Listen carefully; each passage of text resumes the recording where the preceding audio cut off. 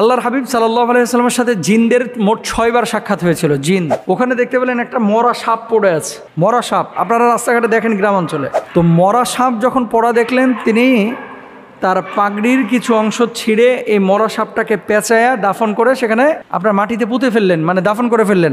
জিনরা আপনারা জানেন যে অনেক সময় সাপের আকার আকৃতি ধারণ করে, বিড়ালের আকার আকৃতি ধারণ করে, কুকুরের আকার আকৃতি ধারণ করে। মোহতারাম রাসূল আকরাম সাল্লাল্লাহু আলাইহি ওয়াসাল্লামের সাথে নাকি জিনদের কয়েকবার সাক্ষাৎ হয়েছিল। এ ব্যাপারে আপনার কাছে জানতে চাচ্ছি, আসলে রাসূল সাল্লাল্লাহু আলাইহি ওয়াসাল্লামের সাথে জিনদের সাক্ষাৎ আসলেই কি সত্য হয়েছিল? যদি থাকে প্রমাণ কি? অনেকদিন আগে মনে হয় আলোচনা করেছিলাম কোন এক মাহফিলে।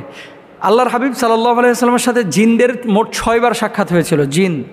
জিন জাতির দলবদ্ধভাবে সাক্ষাৎ হয়েছিল কয়বার? 6 বার। নবীজি সাল্লাল্লাহু আলাইহি ওয়াসাল্লামের সাথে 6 বার সাক্ষাৎ হয়েছিল।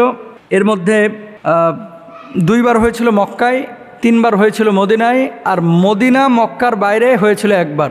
আবারও বলছি, আল্লাহর হাবিবের সঙ্গে জিনদের 6 বার সাক্ষাৎ হয়েছিল। এর মধ্যে মক্কায় হয়েছিল 2 বার, মদিনায় হয়েছিল 3 বার, মক্কা এবং মদিনার বাইরে হয়েছিল 1 বার। আপনি বলবেন যে কি, নবীজিকে দাওয়াত দিয়েছিলেন এই জন্য আল্লাহর নবী গিয়েছিলেন? না, জিনের অস্তিত্ব অনেক মানুষ এখন বিশ্বাস করে না, বুঝছেন?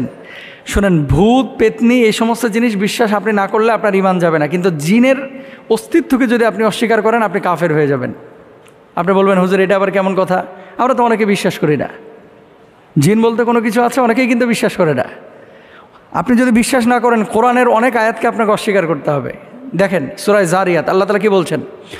ওমা খলাকতুল জিন্না ওয়াল ইনসা ইল্লা লিয়াবুদুন, মানুষ আর জিনকে আমি আল্লাহ তাআলা ইবাদতের জন্য তৈরি করেছি, সৃষ্টি করেছি। তাহলে এই আয়াতে আল্লাহ যে জিনের কথা বললো, আপনি অস্বীকার করলে আয়াতের সাথে আপনি সাংঘর্ষিক কাজ করলেন। 2 নম্বর আসেন, আল্লাহ সুবহানাহু ওয়া তাআলা একটি সূরা নাজিল করেছেন, যে সূরাটির নাম হচ্ছে সূরা জিন। এখানে আল্লাহ তাআলা কি বলছেন? কুল উহিয়া ইলাইয়া আন্নাহু ইসতামাআ নাফারুম মিনাল জিন্নি ফাকালু ইন্না সামি'না কুরআনান আজাবা। ইনসান নামে কোনো সূরা আল্লাহ তাআলা নাজিল করেন নাই, কিন্তু জিন নামে আল্লাহ তাআলা একটা স্বতন্ত্র সূরা নাজিল করেছে। চিন্তা করা যায়? তাহলে আপনি যদি জিনের অস্তিত্বকে অস্বীকার করেন, তাহলে আপনি ঈমান থেকে খারেজ হয়ে যাবেন, কাফের হয়ে যাবেন ডিরেক্ট। তো আল্লাহর হাবিব সাল্লাল্লাহু আলাইহি ওয়াসাল্লামের সাথে কীভাবে সাক্ষাৎ হয়েছিল? আব্দুল্লাহ ইবনে আব্বাস রাদিয়াল্লাহু তাআলা আনহু থেকে বর্ণিত, এক রাতে আল্লাহর হাবিব সাল্লাল্লাহু আলাইহি ওয়াসাল্লামকে না পেয়ে সাহাবা ইকরাম একেবারে উদ্বিগ্ন হয়ে পড়লেন যে নবীজি গেল কোথায়? আসলে নবীজি কোথাও নেই, আসলে নবীজি গেলেন কোথায়? তিনি ফিরে এসে বললেন, আমার কাছে একদল জিন এসেছিল, আমি তাদের সঙ্গে যাই এবং তাদের সম্মুখে কোরআন তেলাওয়াত করি। আল্লাহর হাবিব সাল্লাল্লাহু আলাইহি ওয়াসাল্লাম বলছেন, অথবা নবী সাল্লাল্লাহু আলাইহি ওয়াসাল্লাম আমাদের নিয়ে যান, আমাদেরকে তাদের চিহ্ন এবং তাদের আগুনের চিহ্ন দেখান। সহিহ মুসলিমের হাদিস নাম্বার 450।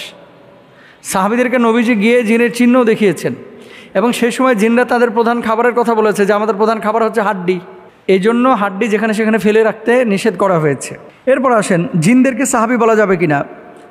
আল্লাহর হাবিব সাল্লাল্লাহু আলাইহি ওয়াসাল্লামের সাথে যেহেতু জিনদের সাক্ষাৎ হয়েছে এবং কোরআন হাদিস দ্বারা সেটা প্রমাণিত, তাই যেসব জিন ইমানের সঙ্গে নবীজির সাক্ষাৎ পেয়েছেন তারা জিন সাহাবী হিসাবে আখ্যায়িত হবেন, এটা স্বাভাবিক।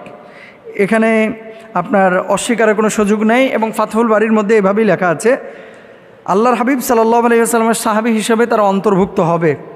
জিন সাহাবীদের সঙ্গে মানুষের একাধিক সাক্ষাতের প্রমাণও রয়েছে। একবার ওমর ইবনুল আব্দুল আজিজ রাহিমাহুল্লাহ তিনি রাস্তা দিয়ে হেঁটে যাচ্ছেন, খেয়াল করেন, রাস্তা দিয়ে যখন হেঁটে যাচ্ছেন ফুলাত এলাকায় হাঁটছিলেন। এলাকাটার নাম ছিল কি? ফুলাত। ওখানে দেখতে পেলেন একটা মরা সাপ পড়ে আছে, মরা সাপ। আপনারা রাস্তাঘাটে দেখেন গ্রামাঞ্চলে, তো মরা সাপ যখন পড়া দেখলেন, তিনি তার পাগড়ির কিছু অংশ ছিঁড়ে এই মরা সাপটাকে পেঁচায়া দাফন করে সেখানে আপনার মাটিতে পুঁতে ফেললেন, মানে দাফন করে ফেললেন, গেড়ে ফেললেন। তখন একজন বলল, হে সারাক, আমি সাক্ষ্য দিচ্ছি রাসূল আকরাম সাল্লাল্লাহু আলাইহি ওয়াসাল্লামকে বলতে শুনেছি তুমি ফুলাত নামক স্থানে মারা যাবে এবং একজন নেককার ব্যক্তি তোমাকে দাফন করবে। ওই সাপকে উদ্দেশ্য করে বলতেছে ওই ব্যক্তি। আচ্ছা, ওমর ইবনে আব্দুল আজিজ রাহিমাহুল্লাহ বললেন, তোমার প্রতি আল্লাহর অনুগ্রহ করুন, তুমি কে? লোকটি বলল, আমি রাসূল সাল্লাল্লাহু আলাইহি ওয়াসাল্লাম থেকে কোরআন শ্রবণকারী জিনদের একজন। এই তার মানে এখানে কি ওমর ইবনে আব্দুল আজিজ রাহিমাহুল্লাহ পাগড়ি ছিঁড়ে যে সাপটাকে পেঁচায়া দাফন করে দিলেন, এই সাপের পাশে মানুষের আকৃতি নিয়ে একজন জিন স্বীকৃতি দিল যে এটা আমাদের সদস্য ছিল। আল্লাহর হাবিব সাল্লাল্লাহু আলাইহি ওয়াসাল্লামের কাছে এই জিন বাইয়াত হয়েছিল এবং কোরআন শ্রবণ করেছিল, আমিও তাদের একজন। জিনরা আপনারা জানেন যে অনেক সময় সাপের আকার আকৃতি ধারণ করে, বিড়ালের আকার আকৃতি ধারণ করে, কুকুরের আকার আকৃতি ধারণ করে। তো আমি নিজে ছিলাম ওই সফরের মধ্যে আল্লাহর হাবিবের সঙ্গে সাল্লাল্লাহু আলাইহি ওয়াসাল্লাম, এবং এই সাপটা মূলত সাপ না, সাধারণ সাপ না, এটা জিন। তো আপনার হাত দিয়ে, আপনি যেহেতু নেককার ব্যক্তি, আপনার পাগড়ির মাধ্যমে আল্লাহ তাআলা তার দাফনের ব্যবস্থা করলেন। সুবহানাল্লাহ। এবার আসেন, এরকম জিনদের আসলে সংখ্যা কত? আল্লাহর হাবিব সাল্লাল্লাহু আলাইহি সাল্লামের সাথে যে দেখা সাক্ষাৎ হয়েছে, অনেক সময় মানে আপনার বড় দল নিয়েও জিনরা সাক্ষাৎ করেছে। তো মোট জিনদের সংখ্যা কত যারা আল্লাহর হাবিবের সাক্ষাৎ পেয়েছেন? আচ্ছা, উমর ইবনুল খাত্তাব রাদিয়াল্লাহু তাআলা আনহুর সাথে সম্পৃক্ত করা হয় এমন একটি বর্ণনায় বলা হয়েছে, নবীজি সাল্লাল্লাহু আলাইহি সাল্লামের কাছে কোরআন শ্রবণকারী এবং তার পেছনে নামাজ আদায়কারী জিনদের মোট সংখ্যা হচ্ছে ৭৩,০০০। একজন দুইজন জিন কিন্তু না, ৭৩,০০০ জিন আল্লাহ নবীর সরাসরি সাক্ষাৎ পেয়েছেন। সুবহানাল্লাহ। আল ইসাবার মধ্যে এভাবেই লেখা আছে। কয়েকজন জিনের নাম বলে দিই যারা আল্লাহর হাবিবের সাক্ষাৎ পেয়েছিলেন।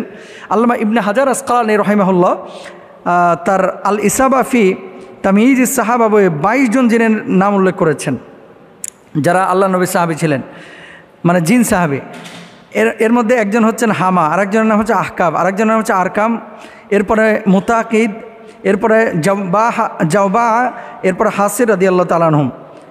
এছাড়াও আরও কিছু জিন আছে যাদের ব্যাপারে নাম এমনভাবে উল্লেখ করা হয় যে ওয়ারদান, খিরকা, ফারিয়া, সামহাদ, জাওবা, জুলাব, সারিস, উরফা, লাখাম রাদিয়াল্লাহু তাআলা আনহুম, ওনাদের কথা বলা হয়েছে। তো আসলেই জিনের অস্তিত্ব অস্বীকারের সুযোগ নেই, আল্লাহ নবীর সাক্ষাৎ তারা পেয়েছে, এটা প্রমাণিত। আল্লাহ বুঝদান করুক।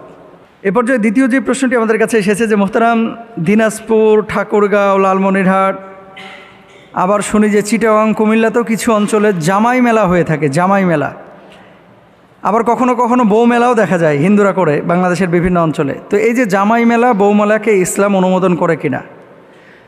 ভেরি ভেরি ইম্পর্ট্যান্ট একটা বিষয়। যখন সোশ্যাল মিডিয়ায় কোনো বিষয় এরকম চলে আসে, মানুষের কাছে দুটো মেসেজ যায়, একটা হচ্ছে বৈধতার, আর একটা হচ্ছে কালচারাল। এই বিষয়টাকে আমাদের কৃষ্টি কালচারের সাথে সম্পৃক্ত কিনা, আমরা পালন করব কিনা।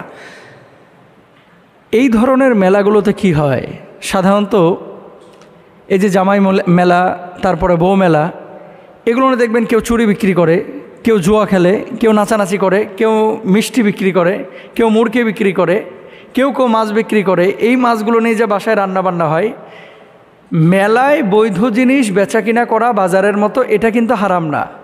তাহলে সমস্যাটা কোথায়? আপনি যে কাজটা করতেছেন শরিয়া অনুমোদন করে কিনা, বুঝছেন? এই সমস্ত মেলাগুলোতে এক শ্রেণীর মেয়েও পাবেন, ছেলেও পাবেন যারা উদ্ভট আচরণ করে। মেয়েরা সাজুগুজু করে মেলাগুলোতে যায়, অনেকে ড্যান্স করে, অনেকে টিকটক করে, অনেকে ঠোঁটে লিপস্টিক লাগায়, অনেকে হাতে নেল পালিশ লাগায়। এমন আচার আচরণ এবং ভঙ্গিমা প্রকাশ করে যেগুলো আসলে শরিয়া অনুমোদন করে না। এটা কিন্তু আপনার মেলার মধ্যে পাবেন। বালা দিয়ে দেখবেন জুয়া খেলতেছে, ওই যে কোল্ড ড্রিঙ্কস খাড়া করে রাখছে, সিগারেটের প্যাকেট রাখছে, তারপরে মনে করেন আটা রাখছে, তেলের বোতল রাখছে, তারপরে চকলেটের প্যাকেট রাখছে, এরপরে বালা বিক্রি করে 20 টাকায় 3টা, 100 টাকায় এরকম বিক্রি করে 20টা, বিক্রি করে বালা মারে। হারাম, অথচ মেলাগুলোতে হচ্ছে। আচ্ছা, আপনি যে কোনো কাজ যখন আমাদের দেশে যেখানে যে স্থানে আপনি দেখবেন, প্রথমে দেখবেন শরিয়া অনুমোদন করে কিনা। এই সমস্ত মেলাগুলো এগুলো মুসলমানদের কালচার থেকে আসে নাই এবং বাঙালি কালচার থেকেও আসে নাই। এগুলো এসেছে মূলত ওপার বাংলা থেকে, দাদাদের দেশ থেকে এসেছে। এগুলো বাংলাদেশের কালচার ছিল না। তো যদি থাকতো তাহলে বাংলাদেশের প্রতিটা জেলাতে থাকতো, প্রতিটা জেলাতে থাকতো। তো আপনি যদি এই সমস্ত উপলক্ষকে কেন্দ্র করে পাপের কোনো আয়োজন করে ফেলেন, তাহলে আপনি শরিয়ার বিপক্ষে অবস্থান নিচ্ছেন এবং এগুলো তখন গুনাহ হবে। আর হ্যাঁ, জামাইকে ইনভাইট করলেন, বউকে ইনভাইট করলেন, জামাইকে বউকে ভালো মন্দ খাওয়া, মানে রান্নাবান্না করে আপনি খাওয়ায় বিদায় করে দিলেন, এতে কোনো সমস্যা নাই। কিন্তু আয়োজনগুলো যেগুলো হয়, মেয়ে নিয়ে গিয়ে নাচানো হয়, গাওয়ানো হয়, এরকম আচরণও আমরা দেখেছি বিভিন্ন মেলাতে হয়। এগুলো আমাদের কাছে প্রশ্ন আসে, কেন এগুলো নিষিদ্ধ বলেন তো? 1 নাম্বার, গান বাজনা, মদ, জুয়া, লটারি, পর্দার বিধান। গান বাজনা হয়, মদ হয়, নেশা হয়, জুয়া হয় অনেক অনেক মেলাতে, সব মেলার কথা বলতেছি না। তবে এই পাপগুলোর কোনো না কোনো একটা পাপ প্রত্যেকটা মেলার সাথে জড়িত, এর জন্য এটা হারাম, নিষিদ্ধ। বেচা কিনা কিন্তু নিষিদ্ধ না। এরপর আসেন, আল্লাহ তাআলা পবিত্র কুরআনুল কারিমে মদ, জুয়া, বলি এবং ভাগ্য গণনা সম্পর্কে বলেন, হে ইমানদারগণ, মদ, জুয়া, দেবতার নামে বলি দেওয়া, লটারি দ্বারা ভাগ্য গণনা করা শয়তানের অপবিত্র কাজ। রিজ্জুম মিনাশ শাইতান, হাদিস কুরআনুল কারিমে আল্লাহ সুবহানাহু ওয়া তাআলা বলেছে। এগুলো কার কাজ? শয়তানের কাজ। এগুলো ভালো মানুষের কাজ না, সুতরাং এগুলো করা যাবে না। 3 নাম্বার, পর্দার বিধান সম্পর্কে আল্লাহ সুবহানাহু ওয়া তাআলা কি বলছেন? কুল্লিল মুমিনাতি ইয়াগদুদনা মিন আবসারিহিন্না ওয়া ইয়াহফাযনা ফুরুজাহুন। এই যে এই সমস্ত মেলাগুলোতে জামাই বউ যারা যায় ম্যাক্সিমামই সাইজা গুজা যায়, এই মেলাগুলোতে কি খাস পর্দা মেনটেন করা হয়? করা হয় না, এই জন্য এটা নিষেধ। 4 নাম্বার, এই সমস্ত মেলাকে কেন্দ্র করে অনেক সময় শ্বশুর এবং জামাইয়ের মধ্যে একটু ভুল বোঝাবুঝি হয়। কেমন? শ্বশুর বেচারার পকেটে টাকা নাই, এখন মেলা বসেছে, জামাইকে দাওয়াত না দিলে অনেক সময় গ্রামের মানুষ রাগিয়া যায়। অথবা মেয়ে পক্ষ চিন্তা করে যদি এই সময় জামাইকে না ডাকি, সবাই ডাকতেছে, মানুষে কি বলবে? তা আপনি যে কোনো কাজ করবেন মানুষকে দেখানোর জন্য না, তো আপনি যে কোনো কাজ করবেন আল্লাহকে দেখানোর জন্য। বেচারার পকেটে টাকা নাই, ঋণ করে হলেও এই জামাইকে দাওয়াত দিচ্ছে। আবার জামাই বেচারাও বিপদে আছে, ধান টান লাগাইছে, এখন পকেটে টাকা নাই। এই শ্বশুর বাড়ি থেকে দাওয়াত দিয়েছে, বড় কাতল মাছ নিয়ে যেতে হবে, একটা কাতল মাছের দাম 3,500 টাকা, বড়, এই মেলা থেকে কিনে নিয়ে যেতে হবে। এখন জামাইয়ের পকেটে টাকা নাই। তার মানে কি দেখেন, একটা গিভ অ্যান্ড টেক। জামাইকে দাওয়াত দেওয়া হচ্ছে, শ্বশুর খাওয়াচ্ছে, আবার জামাই শ্বশুরের জন্য কিছু নিয়ে আসছে। তা আপনার সিচুয়েশনটা তো বুঝতে হবে। মেহমানের জন্য দরজা সবসময় উন্মুক্ত থাকবে, যখন খুশি মেহমান আসবে, খাবে, ঘুরবে। কিন্তু আপনি যদি এই ধরনের কোনো অ্যারেঞ্জ করে মানুষের ওপরে কোনো বিষয়কে আপনি চাপিয়ে দেন, তাহলে এটা জুলুমের মতো হয়ে যায়।